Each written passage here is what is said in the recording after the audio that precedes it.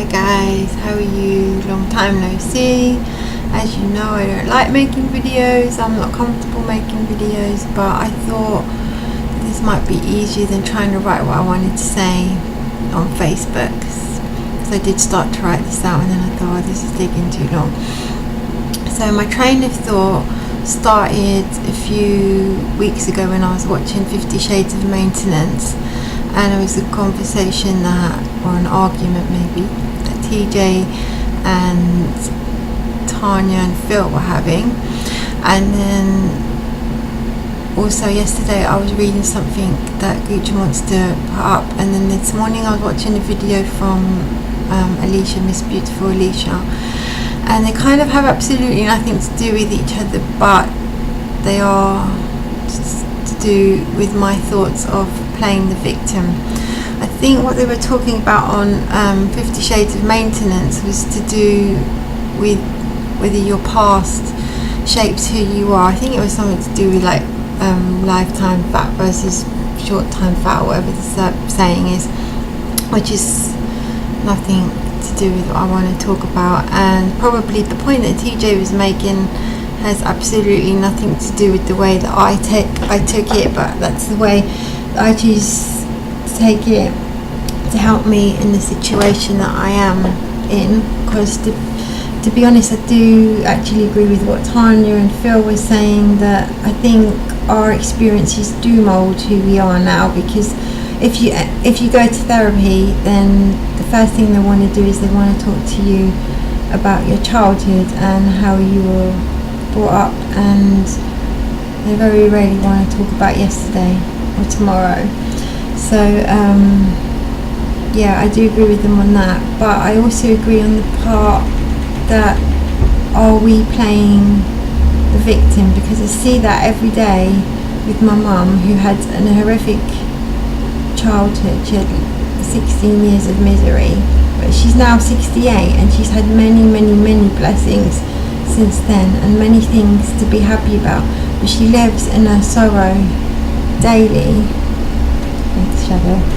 And I think actually, to be fair, that's where my eating disorder started from, because there was never any room for anyone else to have any emotions, because she was always so full of emotions. My dad was like, okay, I can't handle you as well, you have to like shut up and be quiet and go somewhere else. But on the other scale of that, my husband, who's had an equally horrific childhood, he used what happened to him to shape and mould him into who he is today. He used it to fuel him as a positive thing.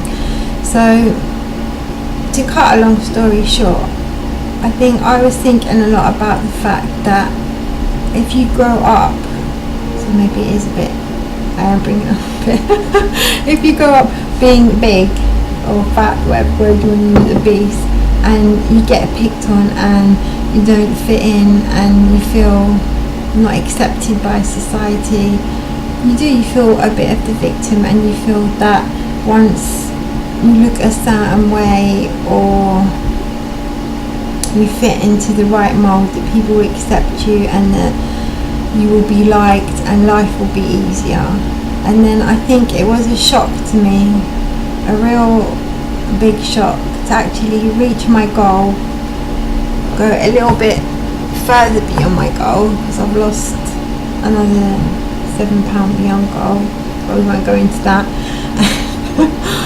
I'm still getting similar comments, but the other way. Well, it's the fat kid, if you want to say, and still not feeling accepted, and still not feeling like I fit in, and still not feeling like I'm good enough, and still not feeling like I'm loved, and feeling that people find me as a threat, and I'm trying to play down my happiness and play down my excitement. And actually, for the first time in my entire life, I actually feel good about the way I look, and I look in the mirror and I like what I see and I feel beautiful. And then I feel guilty for feeling those things, because it seems to upset everybody, and then I think, how many friends am I going to end up losing, or whatever. But then I think I've been thinking about that, and then Gooch Monster wrote yesterday something about skinny shaming and people saying things to you, and is it acceptable to say things to you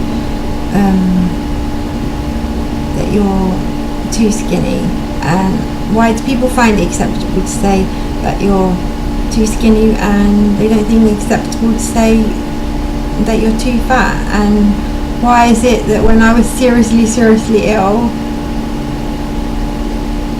no one was concerned for my health, and now that according to my blood work I'm flipping amazing, healthy person alive, even though I don't feel like it, now everyone's concerned about my health? But anyway, that's getting away from what I really want to say. Is it them or is it us? Because I think sometimes, actually I don't think, I know that it's learnt behaviour. I've seen my mother do it so many times that it's really easy for me. It's actually natural to go into the victim mode, you know, woe is me, get the violins out, life is so bad, I was fat, I was getting called names, I am thin, I'm getting called names. And I don't know, is it their responsibility or is it ours? I remember the first thing of saying when I was in the sanctuary, when I was feeling suicidal,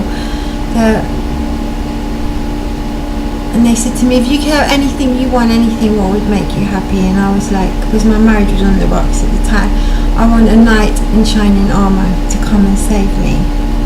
And I remember my therapist saying to me, honey, there is no knight in shining armour, nobody's going to save you. You have to save yourself. You have to be, we used to say, fairy godmother.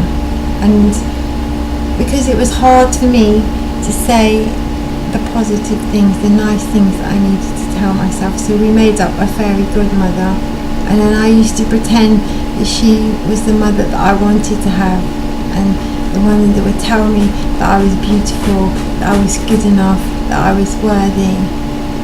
And I think sometimes it's easy to play the victim, it's easy to take on board what everybody is saying, but how much is it? How much of that is them and how much is that is you? And this video isn't to anyone personal, it's more for myself. I'm telling myself, thanks Shadow, you want the limelight, to myself, so when I'm feeling like this, I can watch this and remind myself what I'm saying. That, where was I? Yeah. How much is it of us that we are giving the people the power to do that? Like, if somebody would say to me, why are you eating 5 cheeseburgers and 2 packets of crisps? And then you agree with them, yes, you're right, I'm disgusting, I'm revolting, I shouldn't be eating this. And you are giving them the permission to keep telling you that. So when people are telling me, you know, you're too skinny, you make sure you're eating, and then you say, yeah, I gotta eat more. You're giving the permission for them to keep doing that constantly, instead of saying, you know, actually, I just saw myself in the mirror and I thought I looked pretty amazing, so I have no idea what you're talking about. See, I never do that because it's so easy for me to play the role, you know, worries me. And I'm not saying everybody's doing that. And the video that I watched this morning of Alicia, I felt really sorry for her actually. I was in tears watching it, and she was saying she doesn't feel accepted, that she feels like the biggest person in the room, even though she was 500 pounds, she's now 300 pounds, she's lost 200 pounds, that is amazing. How many people can say that? I'm at goal and I still haven't lost that much weight. So why is she feeling like a failure? And I'm pretty certain if I had a magic wand and I waved the magic wand and I made her £150 tomorrow, that she still the possibility that she is not going, I'm talking to Alicia, feel accepted in a room because I don't know if it has anything to do with anybody else. It has something to do with you, Alicia, and me. And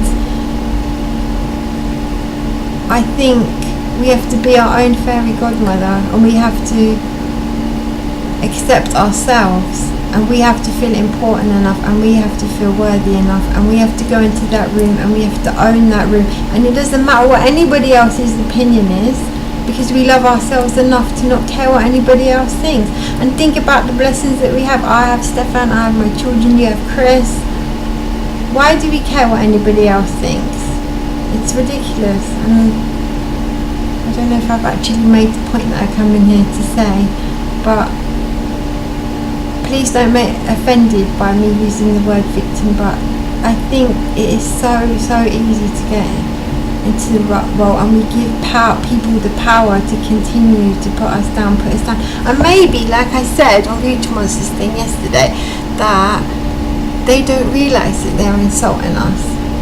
They feel genuinely concerned, because some days I know, because of the issues that I have, I don't really want to get into women's problems. I look really pale some days, and I don't look well. So maybe they don't know, because I don't go around telling everybody, I'm bleeding half to death, that they put to the fact that I've lost all this weight, and then I look really pale, and then maybe they think that I'm sick, so then maybe they're generally expressing their concerns, and I'm like, what the hell are you doing? Why is everyone picking on me, I don't know if I'm making any sense in this. Maybe I should do right on Facebook. But in my head it makes sense, but I don't think my vocal cords are attached to my brain properly. But it comes from a good place, and yeah, I'm going to leave it at that. So, take care everyone.